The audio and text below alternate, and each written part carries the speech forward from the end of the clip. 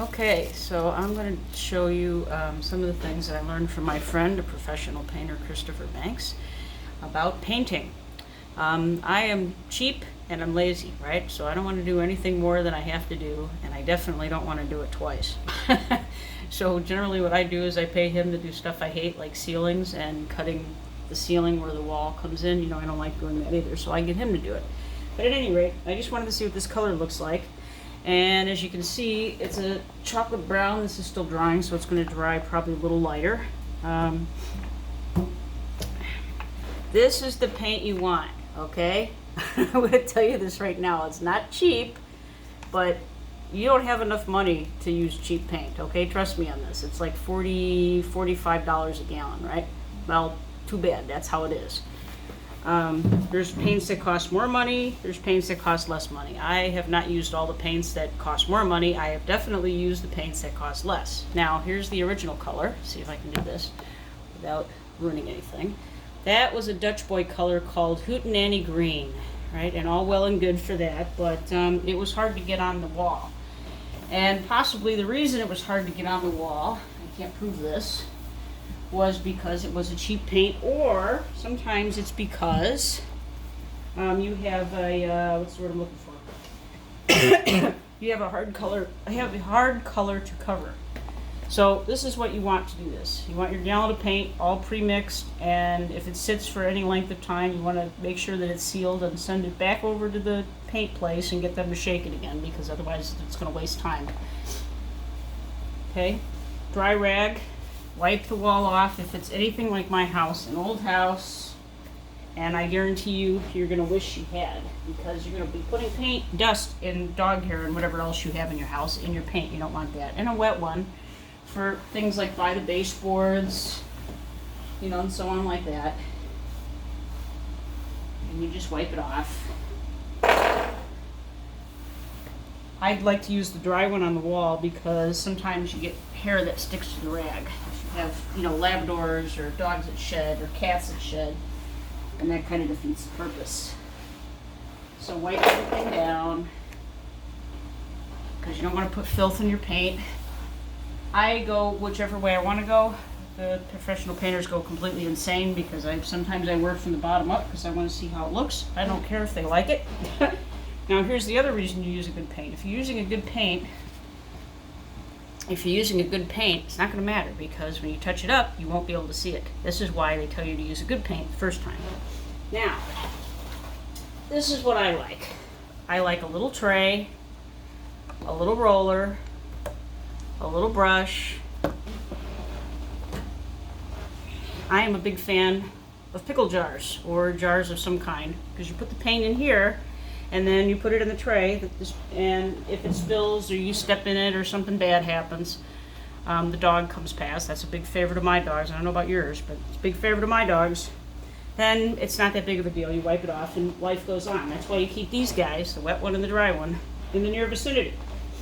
Now, many other uses for dog beds. The cheap ones that you get at Walgreens or Costco or whatever, the little ones. I use them as knee pads because I like stuff that does more than one thing, preferably 3 or 4 or 5. That's my personal favorite. The one that I'm kneeling on right now comes out of my drums, right? So, see, it comes out of there. And I'm pretty sure that once I put it back in there, Susan will repossess my drum muffle, because, you know, drums don't sound so good without a pillow. So here's how we're gonna go, right? I can start wherever I want. It's my house. Try to make.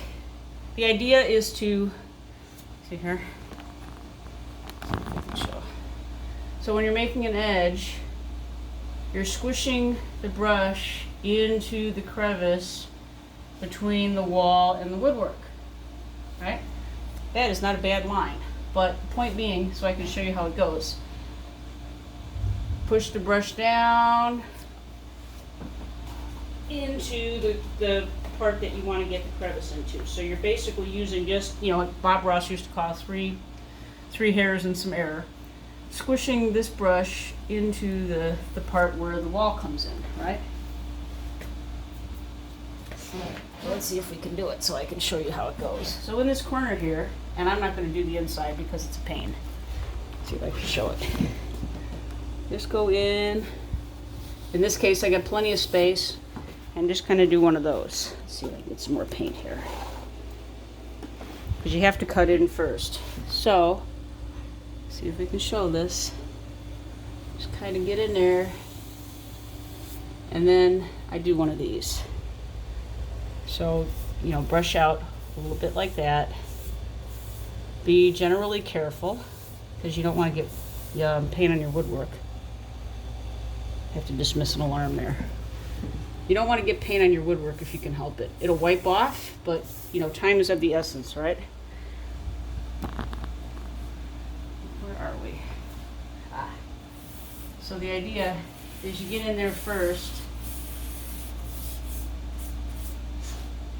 and if you miss or you make a mistake, you just go wipe it off, because you have time. You don't have a lot of time, but you do have some.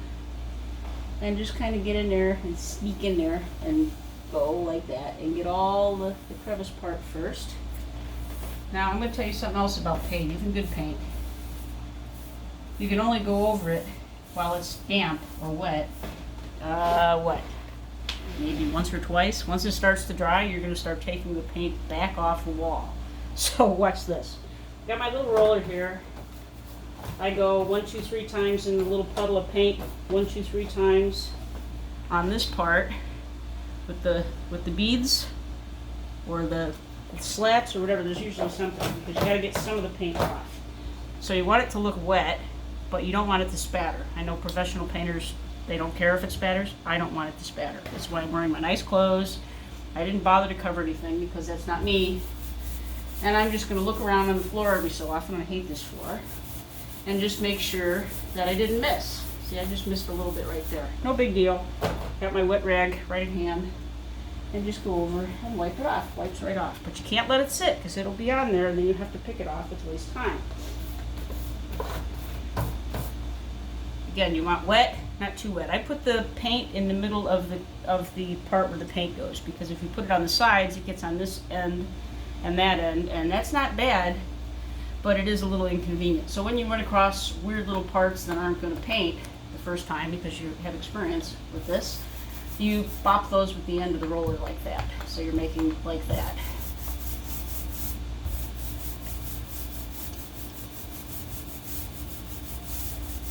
And you just kind of do one of these. Now this used to have wallpaper on it, so there are stripes every 1.5 or 2 feet or so.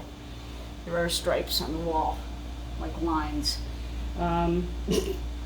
It's an old house. It's a rental. Okay, it's my family's house, but it's still a rental. So I get more leeway than I would get otherwise. But there's not a lot I can do with that. You know, I'm not a miracle worker. So again, you know, just, oh, and you want to spend a little money on brushes. You don't want the cheap brushes, you know, the ones that are, you want the ones that are on sale, or they're, you know, whatever, because what happens is, I'll explain this real quick. See how the end looks? See that? Nice and straight. There isn't a lot of brush bristles sticking out, and it doesn't look fuzzy on the end there. Okay, that's what you want. When you start getting fuzzy bristles, time to retire the brush, or you use it for sloppy, messy stuff, and then it's not going to matter, right? So, I'm just kind of doing like that. I'm going to see if I can demonstrate this. Not really a technique per se, but, oops. You know, you want some paint on the brush, right? But you don't want it to just drip off all over the place. So sometimes I use the roller, and I should mention, this is a foam roller. I like foam rollers. Foam rollers are nice. So let's see if we can show this here. A little dog bed. And you know, if you're into minimalism, this is nice because you have one thing that does more than one thing. Yesterday I was using, you know, those cheap, I don't know what you call them. It's like benches with storage in them. I love stuff with storage. The little benches with storage in them, and I was using that as a weight bench. That was a good $50. I think I got that from, what, Home Goods? Sounds like a Home Goods thing. And if something bad happens to it, it's only $50. I won't, you know, commit suicide or anything like I would with some really nice things that they have around here. So we're going to go as close as we possibly can into the corners. and kind of slide in there. And like I said, if you make a mistake, you just go wipe it off. Who cares? It's not a big deal. Get your, I wrap it up like this with your fingernail, and then just go get it. Because you're gonna have to go over it again anyway, so it's not like it matters at this point.